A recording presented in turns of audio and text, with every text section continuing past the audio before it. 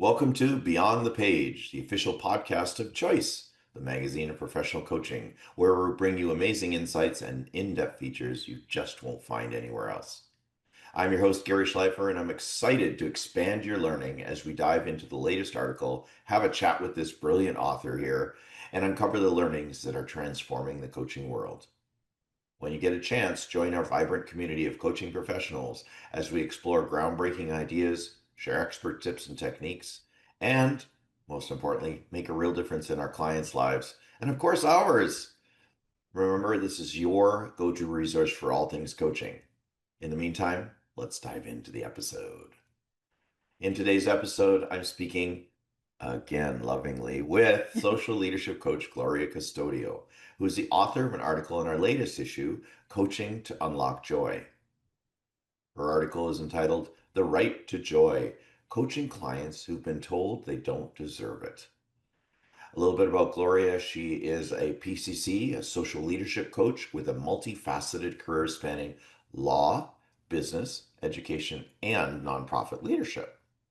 She's been a federal judicial law clerk, a $1 million retail business owner, a university instructor, a classroom teacher, and if that's not enough, she was also a school administrator. As an ICF PCC, she's trained transformational coach, helping leaders navigate complexity, drive impact, and lead with purpose. And no kidding, passionate about equity, inclusion, and social change, she empowers individuals and organizations to grow and thrive on their own terms, of course. Gloria, thank you so much for joining me again. Always a pleasure. Thank you so much for writing for us. Wow, what an article. I was rereading it because, of course, by the time we get to these calls, I've read it about 5 times. Mhm. But today's lens was more about us as coaches and our clients. So, where did you get the inspiration for this article? Well, it's great to be back, Gary. It's Yes, it always is great fun. to have you It back. it's always fun to spend time with you.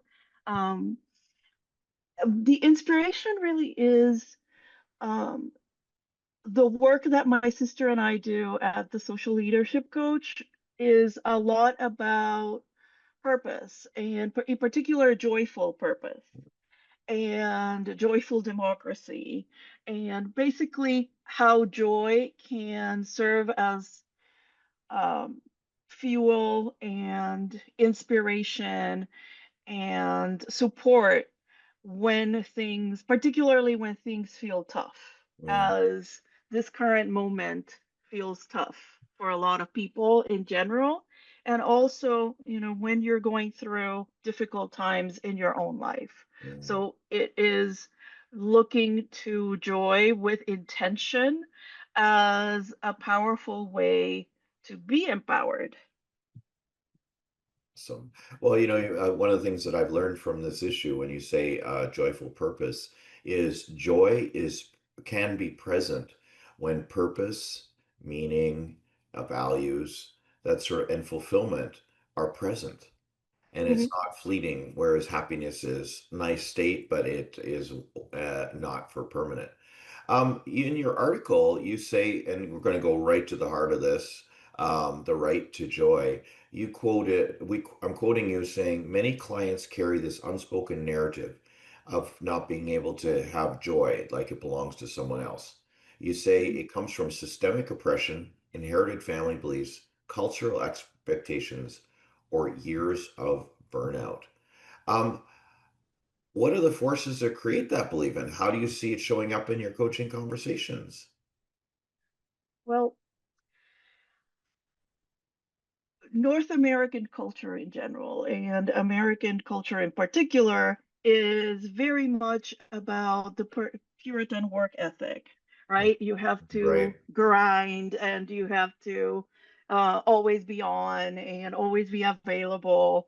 And that is detrimental to the pursuit of joy.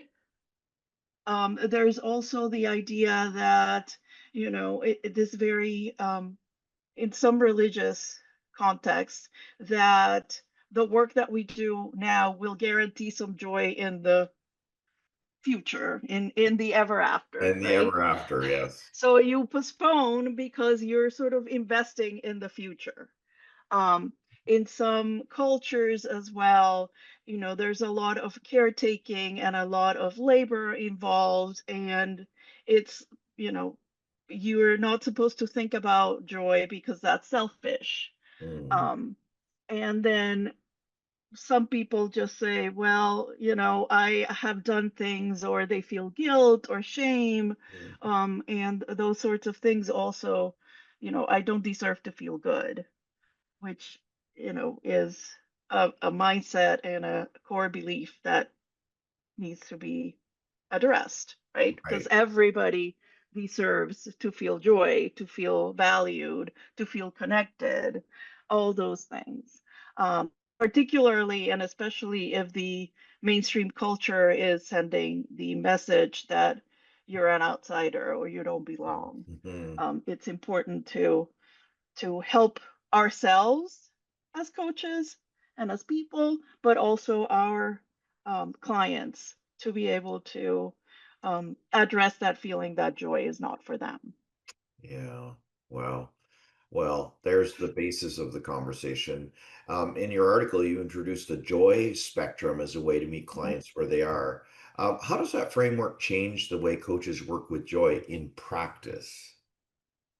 In practice, I think what is important for me is that we see that joy is not a switch. It's not like a light switch. It doesn't go on and off. Hmm. It's more like, if you're going to go with the light um, imagery, it's more like a dimmer switch, you Mm, know?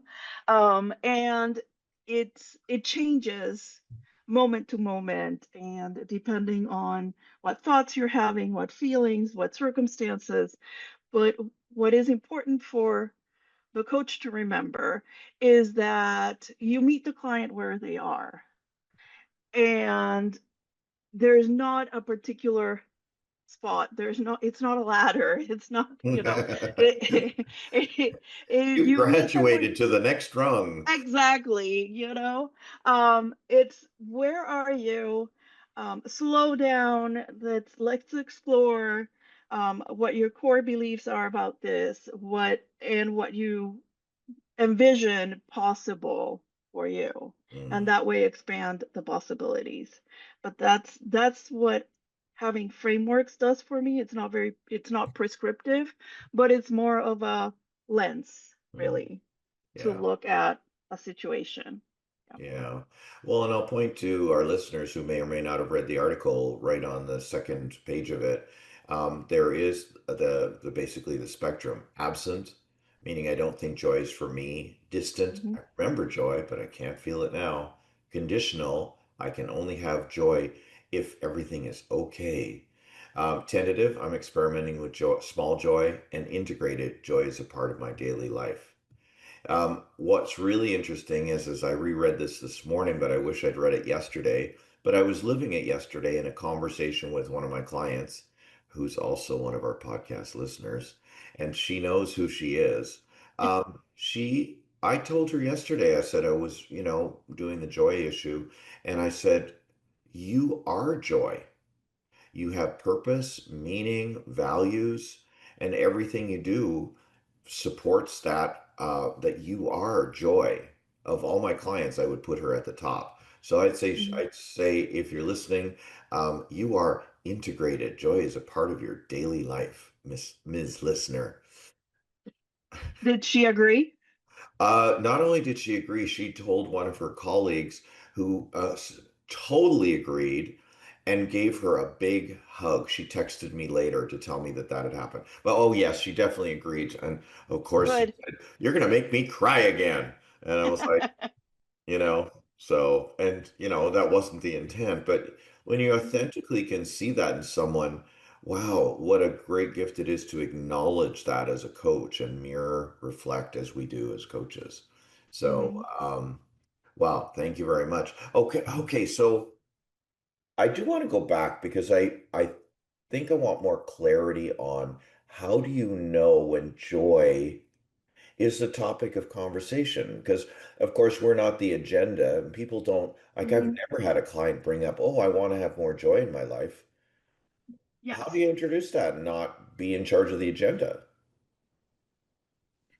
I think, and this is at least my coaching approach is very much about presence and listening for what's under the surface. Hmm. So it might be that they're talking about the difficulties that they're having or that they feel overwhelmed. And then sometimes that sparks in me a curiosity, and I tend to follow my curiosities. It's like, As you we know, coaches do.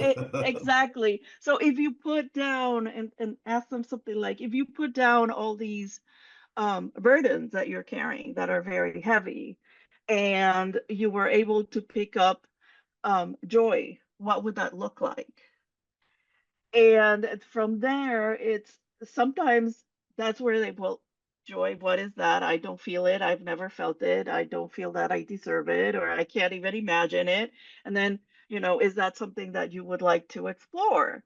What that would feel like? Right. And then they have the choice of going, actually, yes, I have never thought about it before. And that opens a whole um, host of conversations and possibilities that are forward looking, which after all is what coaching is. Coaching is, we're not being stuck in our present, and we are not therapy. We're not looking at the past and trying to fix it.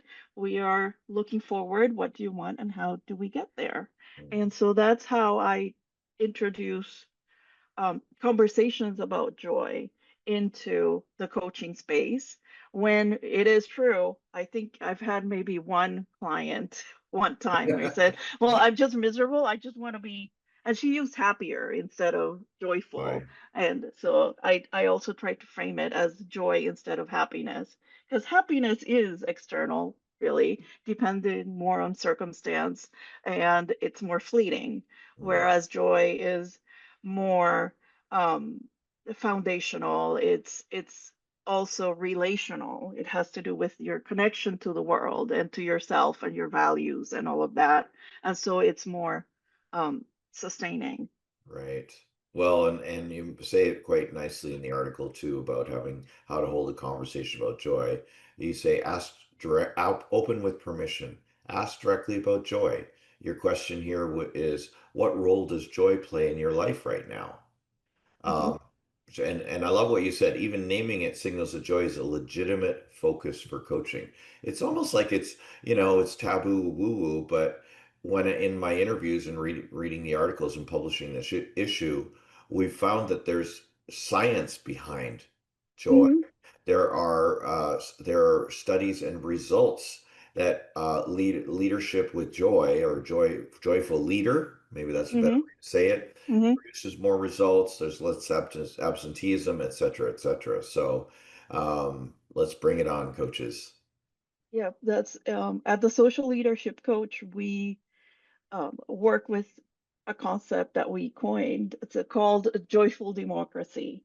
So it's basically how are you a citizen or a contributing member or an advocate for democracy in a way that is community driven and sustaining and, as the name says, joyful. What is the joy in working together for the common good? Right. And that's exactly the sort of thing that I think why joy is important, and the research bears that out, that you much more access to your emotional and cognitive resources if you can tap into joy, because when you are more centered and more aware of your values and in Hmm. touch with them, then you're more able to act in a way that within your sphere of influence to do something positive instead of staying frozen in the what is going on, what is this chaos, Yeah. right? Well, speaking of that, you also wrote that coaching for joy isn't about bypassing suffering or pushing Mhm. positivity. Why do you say that? I think I've been really interested in the concept of radical acceptance for a while. And because I spent a lot, my natural state is to ruminate and catastrophize. That's my brain goes there, right? So I spent a lot of time when I was younger just trying to root that out. Like, you should Mhm. not think this way, this is not productive, and just being very judgy about it, right? Did it change anything? No. I just No, felt bad because I catastrophized, and then bad because you couldn't figure it catastrophizing, right? out. Exactly, right. So finally, it dawned on me through, reading of research and things like that, that I needed to accept that this is how my brain processes and how my brain wants me to stay safe, right? And once I started just accepting and labeling, ooh, this is ruminating, ooh, this is catastrophizing, then I could actually move beyond it Oh. and accept and not stay in that horrible state of the world is going to end and we're all going to die now, right? Wow, you really went dark. Okay. Yeah, yeah, that's my brain is really good at spotting patterns of and going down the rabbit hole of that. So Wow. I thank it and acknowledge it, and then I say, okay, but now, right now, what is positive, what is good, what brings us joy? And it is surprisingly effective. Wow. um, because then I am available to say, okay, I can call a friend and offer support through their bad situation, or I can make a donation to one of the causes that is doing good in the world. Oh, nice Um, idea. those sorts of things that when I am just shut down and worrying and just in my head and not joyful, I Mhm. can't access because I'm just Yeah. overwhelmed. So that's how that works in my um I'm in my life, and why another reason why I'm interested in joy. Yeah. Um because it gets me out of that loop of negative thinking that the algorithm in social media feeds as Oh, well. doesn't it though? you Yes. know Yeah. so I try to keep away from the social media. I do maybe 5 minutes every other day. That's it. so do I limit it, and it helps my mental health.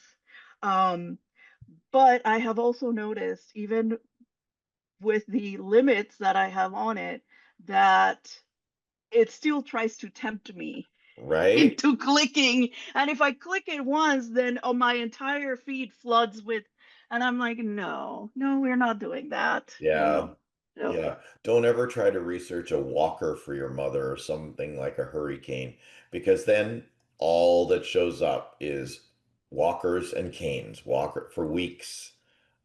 Yes, So we exactly. can go incognito, keep the joy. Yes, exactly. That's for example, when I'm doing research on current events and things like that, I go to incognito, because otherwise all that I will see in all of my different feeds is that. And I'm like, no, I just wanted to know this one particular thing. I Right. do not want to be bombarded with everybody else's opinions about it. Thank you. Yeah. No kidding. My goodness. Gloria, you speak about ethical joy work. What does that mean? And what is that meaning for coaches? Well, of course, one of the pillars of coaching is that we need to act ethically. And for me, that means a little bit like the do no harm, you Right. know, Yeah. um, tread lightly. People, your client trusts you to hold space for them, to be present for them, and not to basically push them in ways that are not helpful for them. Um, so how that shows up to me in working around joy is being very cognizant that there are systemic and cultural and familiar barriers around it Hmm. that are deep, and also that our own experience might be totally different from the client's. True that. So I am aware, for example, that I've done a lot of work on it, that I really believe in it, that I think it's an empowering thing, that it's sort of a fuel or an energy. But I'm very aware that, some clients are not there and might be quite far away Mhm. for many reasons. So I am very conscious of not imposing my own definition of joy or anything else, really. I Oh, try very hard yeah. um, on them, and to just be curious about what their definition is. Mm, Curiosity really is key when you're trying to work ethically, I think, because right. it allows you to stay open and pay attention to the what is important to the other person, what's going on with them. And if you don't know, that's perfectly fine. We don't know. Ask. Right. Yeah, exactly. What does joy mean to you? We all have different Hmm. definitions and different beliefs, like you say in the article and in the sidebars. Yeah. Hmm. So you just stay um, aware, and you also don't push for the easy fix. You don't push them to move beyond like they're suffering too quickly. Sometimes you need to sit with them as they process whatever hard thing they're going through. Um, it might be uncomfortable, Hmm. right? Yeah. but but it's one of the things of holding space, holding a safe, brave space, is Yeah. being there as they process the grief, they process, maybe it's an immigrant who's very scared of Yeah. ice, for example, Yeah. and you have to Authorities. sit. Yes, and that is not irrational, Hmm. right? So you have to, I think the ethical duty is to witness that and be there for that and then say, okay, Hmm. how can we work with this? How can we accept this and look for ways of moving forward that don't hold you hostage to quite rational, you know, things. And one of those is joy, but it might be not the first thing that you reach for, you know? Yeah. It's like we Well, have. it goes back to what are the root supporters of joy or evident. I don't want to say, well, I won't say causes necessarily, but joy, go back to what I said earlier. Joy is present when you're honoring meaning, honoring purpose, values, and you're fulfilled. So and we do all that and with those connection. I coaches. would add Yeah. connection. Yes. Yeah. There we go. Hmm. Another one. Oh, great. Hmm. Now I've got five I have to remember. Crazy. Yes. Well, to me, connection is always there because you can't. I at least I don't think that you can be fulfilled in yourself if you're not connected Right. to Oh, I not just agree. other people, but to the web of life, to Yep. Yeah, more than exactly. humans. That. Yes, exactly. I agree. Meaning, purpose, values, fulfillment, and connection. Mhm. I'll have to write it down and make an acronym out of Yes, and then share it, please. it. Exactly. Gloria, what would you like our audience to do as a result of the article in this conversation?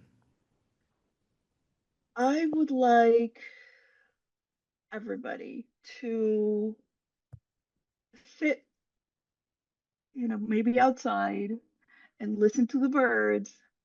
There are birds everywhere. And think about what is joy for them Mm, and how can they bring more joy to not just to themselves, but to those around them. mm. And then see what happens, like be curious about what comes up. Do Right. you are you resistant? Or, um, maybe nothing comes up. Maybe it's a jumble. And then sit with that and say, okay, how can I get closer to joy? Mm. you know, and it's not a switch. Yeah, it's a process, it's a Mm-hmm. journey. Mm-hmm. Exactly. Thank you Yeah. so much, Gloria. What's the best way for people to reach you if they want to have more of your joy? Well, the best way is our home in the internet. So it's our website is www.thesocialleadershipcoach.com. And so that's where, Social.com. everything that we do lives. Awesome. And they can connect with you through there. Hmm. Socialleadershipcoach.com. Hmm. Awesome. Thank you again so much for joining us again for this Beyond the Page episode. I already know in the future we will see you shortly. Thank you. That's it for this episode of Beyond the Page. For more episodes, subscribe via your favorite podcast app, most likely the one that got you here. If you're not a subscriber to Choice Magazine and you're watching the video, you can sign up for your free digital issue by scanning the QR code in the top right hand corner of the screen. If you're listening only, go to choice-online.com and click the Sign Up Now button. I'm Gary Schleifer. Enjoy the journey of mastery.